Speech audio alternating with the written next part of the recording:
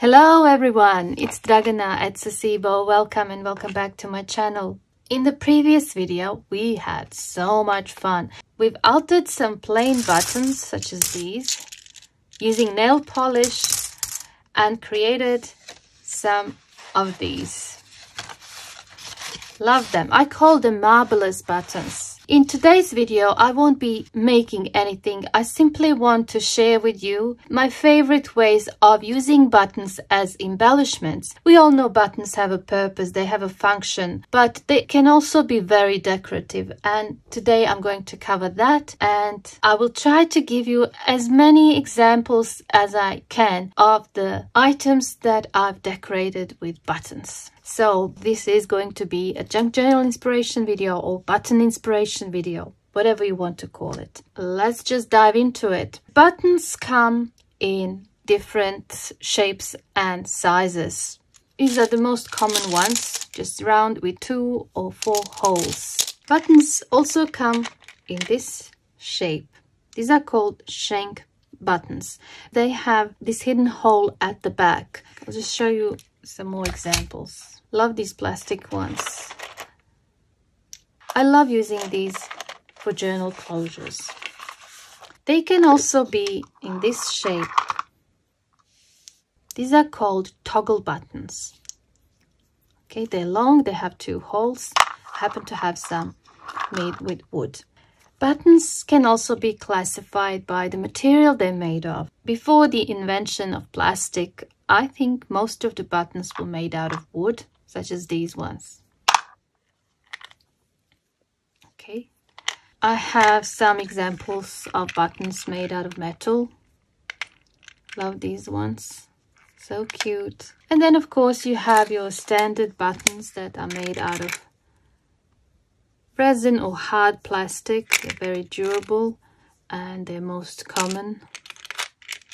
There are also some made out of shells, like these ones here. These are made from a different type of plastic. They're really plasticky looking, although they're painted in shiny colors to look like metal, but they are plastic. And then you have the fabric covered buttons.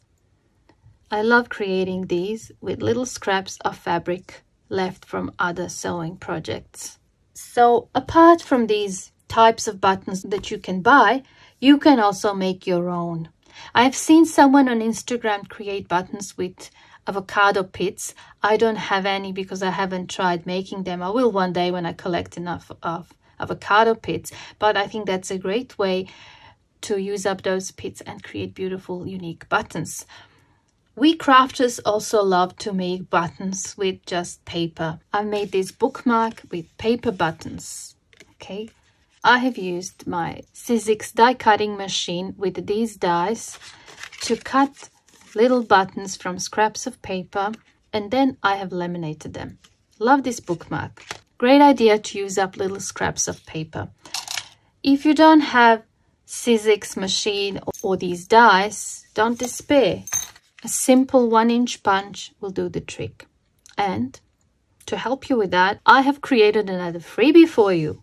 My marvelous buttons. I scanned some of my marbled papers and then I've created these 1-inch buttons, printable. It's free on my website. No need to register or leave your details or any sort of payment. Beware of the ads. The safest way to get my downloads is to click on the picture, and sometimes you have to close the ads to get to the picture. I've printed them out and I've glued on cardboard. I've cut them with the 1-inch punch. Then I use this smaller punch to make a hole here and a hole there.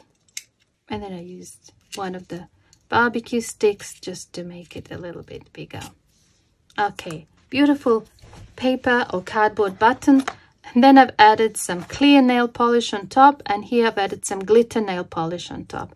I think they look gorgeous and they're flat. They can go in the journal. Easy to make, so enjoy the freebie. Apart from the paper buttons, you have to see this. This is just something so cool. A friend of mine from the US, Aida, recently sent me this copper sheet. I'll show you what it is. By the way, Aida, thank you so much for all the goodies you sent me. And this is just mind-blowing. It's a copper sheet. She said she found it in her husband's shed. She doesn't know where he got it. And I tried cutting some buttons with die cuts. There are those. And then I tried punching some out with this punch tool. And then, of course, making holes. It cuts like a butter, and it's so good because they look like metal buttons. And they are metal in essence, but they're thin copper. Love them. I'm just thinking there's so many things I can cut from this apart from buttons. Thank you so much, Aida. This is just amazing. If you really like the metal look of buttons and it's hard to find those copper sheets, just use ordinary soda cans, or in my case it's a beer can. I have a video on recycling soda cans. I will leave the link down below, and I've decided to cut a few buttons with some of these metal sheets that I've flattened and embossed and painted. Love these ones. I've used some to create little flowers. They're also very flat and great to use inside of the journals. And then I've cut some from this piece using this punch tool. Let's cut one of the purple ones. You can paint these before or after, it doesn't matter. It cuts nicely. Okay, and then you just punch some holes and you have yourself a button. Okay. There. With these ones here, I've painted them with nail polish after they were cut.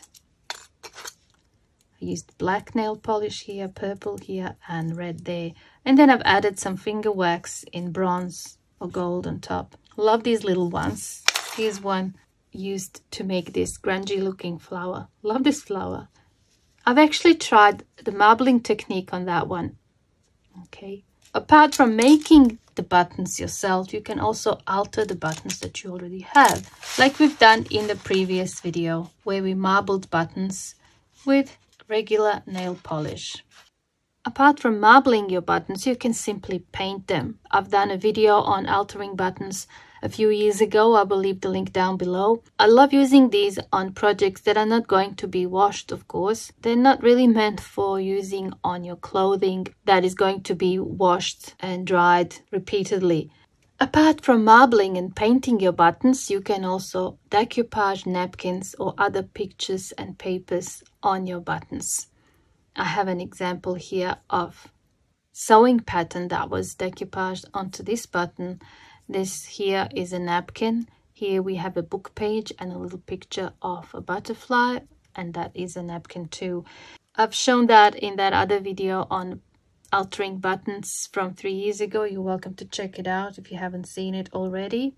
So great way to use up little napkin scraps or paper scraps. Love them with music sheet. I don't have an example here, but they look really great when you use music sheet on top of them.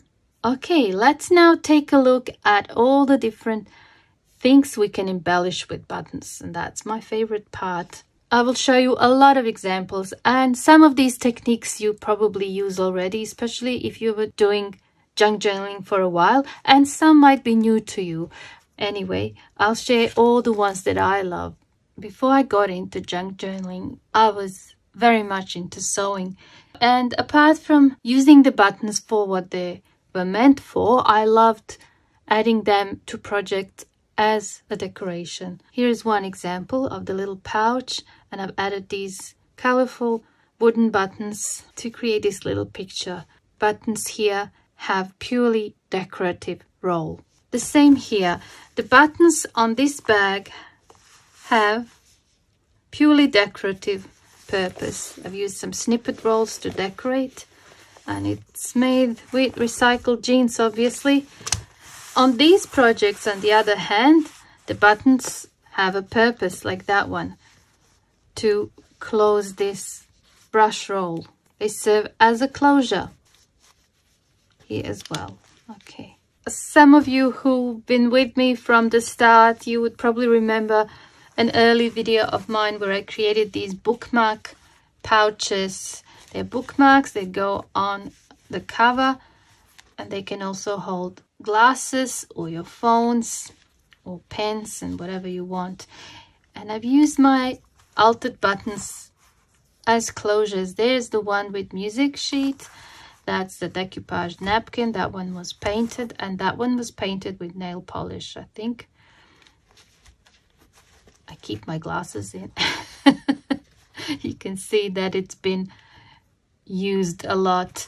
I have here 3 examples of using buttons on the covers of junk journals, purely decorative. Here's one of my early journals. I love this one. I've used some buttons here on the spine. I simply tie them to the binding once the binding was done. It's really easy to attach, but I think it looks gorgeous. And then over here, I simply glued some with hot glue, and on this side too.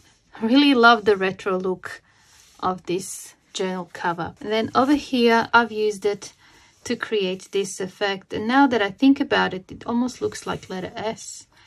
Just used from the smallest to the largest button, and then here a couple of fabric flowers with button centers. In this case, this is a one signature journal. I simply added buttons to the thread. Love how it looks with this fabric. If you've been following my channel for a while, you know that I love creating journal closures with snippet rolls, and important part of that closure is to add the right button at the very end. I have here one that I haven't used on any of the journals yet because I made it too big, I guess. And then I've shown you this one a few times. I've added that wooden toggle button. Works really well for this one. It's easy to use. Then over here, I've shown you this one recently. It's a plastic button and serves as a closure. And then here, my Christmas journal. Another plastic one in silver, works well with the rest of the theme. Remember this from last year when we upcycled shirts? So another closure with a button. There's that one too. And that one. I still haven't used them on any of the journals, but I will eventually. I've also done a few journals where the button was attached directly to the cover, but I don't have any examples with me. A lot of junk journalists that I know love to create ruffles, whether from paper or fabric. Ruffles have become almost like a standard in junk journals. I'm not sure who started it first, maybe Natasha from Treasure Books. They are a great way to use up your scraps, paper scraps, fabric scraps, and also mismatched buttons, and they're a lovely addition to any journal. I have one example in this folio here. I've decorated this ruffle with these yellow buttons. Okay.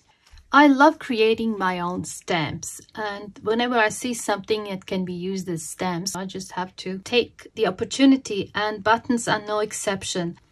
This is what they look like when you use them. This was done on jelly plate, and I just used black acrylic paint to stamp on this cardstock. I love using them, and they were so easy to make. Just a wine cork, a little bit of hot glue, and the button. Here's another idea for using buttons in your paper crafts. Paper clips with buttons. And I got this idea from my friend Candice. She sent me these lovely paper clips with handmade buttons that were done with book pages and I think napkins here and some resin. I just fell in love with them, and I thought I'll just make my own version of a paper clip with a button.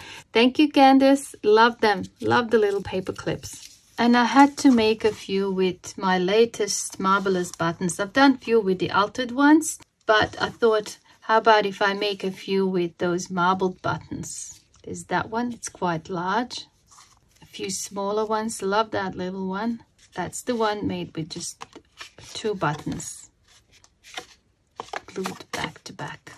Here's the one that's combination of a altered button and marbled button, painted and decoupaged button. That's a cute one with a shank button. Love it. It also works as a bookmark when you think about it. That's a nice looking one, almost like a sunflower. Love this one.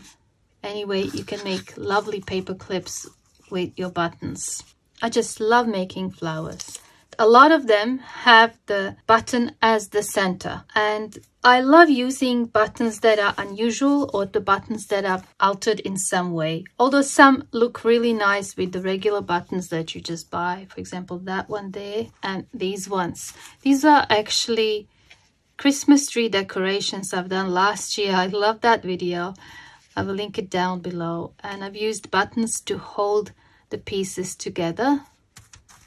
In this case too, there's button at the top and at the bottom, the shank buttons, and they're great to hold this whole structure so it doesn't fall apart. The paper ones, or the ones that are more flat and less bulky, look really good inside of the journals, while on the other hand, the ones that are made with fabric, such as that one and that one, look really good on the outside. I'll just give you a few examples in real journals.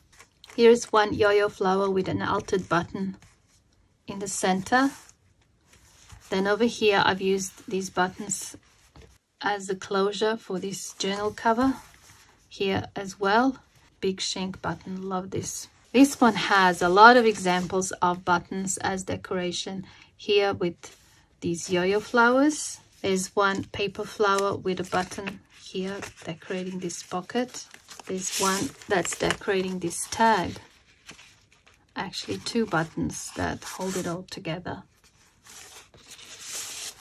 Another one as part of the collage and this little doily. There's one here as part of a charm and another paper clip. I've done a video on that a while ago, how to use up your scraps and cut them in circles and create paper clips. Okay. Let's not forget charms, button charms. I love creating charms. Here are some that we've done last year for the sewing theme journals. Little spool charms with buttons. And I've used a couple on these envelopes or pouches. I think this little charm without the button would be like a wedding without music. Love these ones with marbled buttons from last week. Looking really grungy. I love it. So let's take a look at some examples of using charms in this journal, the sewing theme journal. There's one here, and there's that one there, and there's that one there. Since I have this journal with me here, I wanted to show you this. You can use buttons if you want to create a policy closure envelopes or pouches. Okay, I've done a video on that. I will link it down below. So you don't have to have brads, you can use buttons. Let's take a look at some examples of using buttons to decorate ephemera. I have these lace tags I've done last year in a video. I've simply added buttons to the tag topper. They look great on any sewing theme ephemera. I have these ones from last week's video with marbled buttons. I think they would make great pockets in a journal, wouldn't they? Then I've got a spool tag with a flower and a shank button. I think there's another one in here. There it is. Love these spool tags. There's a template on my website if you'd like to create some. Then I've got these two lace specimens. They're decorated with paper buttons. Then I've got here some of the index cards, and I've decorated tabs with buttons. And I've added a few of these marbled glitter buttons to these. And I've just seen this. It's a paper ruffle decorated with paper buttons. Forgot about that. Then of course you can make tags with sample buttons like I have here. These are all altered buttons. I've sewn them onto a tag. Then over here I've added a button to a bookmark, and I'll show you more examples of these bookmarks in a second. And remember these dresses, we've done last year in one of the videos on sewing theme. I thought this marbled glitter button looks really good on that one. Here I have a few examples of bookmarks with buttons as the stopper. These are so simple to make. You just need a bit of cardstock, some fabric, and a button that you add to the top. Great to use those leftover strips of fabric. I've shown you this one with paper buttons. I've also done a few belly bands using this technique. But my favorites are these large bookmarks. We've done that at the end of last year. They're very decorative and they also have a function. Now let's take a look at this one. This bookmark has a row of buttons at the bottom. Really great way to use up those mismatched buttons. Love the earthy colors of these ones. Looks really good in this leaf journal. I just love adding buttons to my collages. No matter the theme, there is a button for every occasion, I think. Okay, let's start with these eco print collages. Love the earthy colors here, and these buttons just add so much character. Okay. I dug up some of these from 3 years ago. Those journal toppers or page toppers. Each one has at least one button. There's the heart-shaped wooden button here and there. Then there's a little one there and that one there. It seems to me that I can't make a collage without adding a button to it. And of course, these that we've done for the sewing theme. I mean, the sewing theme has to have buttons there. Love it. There's a little ruffle with buttons, and then there's just some buttons there that are glued onto the paper. I've also got some that are made entirely out of fabric. These can be added to sewing projects as well because they're soft. They're not paper. They're just fabric. And of course, they can go in the journal just as a fabric. I have lots of examples of these fabric collages in the journals. Love those. That's a really nice looking one. Is that page topper. We've done that in a video too. And that too, with those 3 buttons. And I've got a few more with paper and fabric combinations. So if you have a lot of buttons, try adding them to your collages or craft projects. I think that would look really nice on a card. Even that.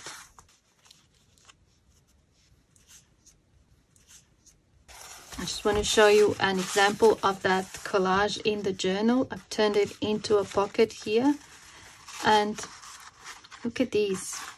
I've placed these 3 large tags here to remind myself, to let you know that there's yet another freebie on my website. This one, Vintage Garden tags. I've done it a few weeks ago and then I forgot to upload it, so letting you know now that it's going to be on my website. And before we wrap up for today, one last thing that I want to show you is these decorations made with recycled packaging that was cut into a button shape and created this effect.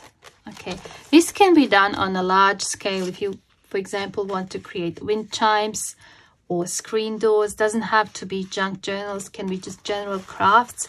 But I'm showing here example of how it's used in the junk journals. You might have noticed this one at the start of the video. This is a matchbox that I altered, and I used a heart-shaped shanked button as the handle. Look.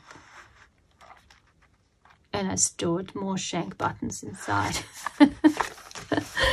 Anyway, I hope you got lots of inspiration from this video. I tried to give you as many examples as I could it will take me days to put everything back where it was because I took everything out to find the right examples to show you. Thank you so much for all your beautiful comments from last week. I will answer all of them eventually. If you've marbled any of the buttons following the last week's tutorial, there you go. There's plenty of ideas of how you can use them in your craft projects.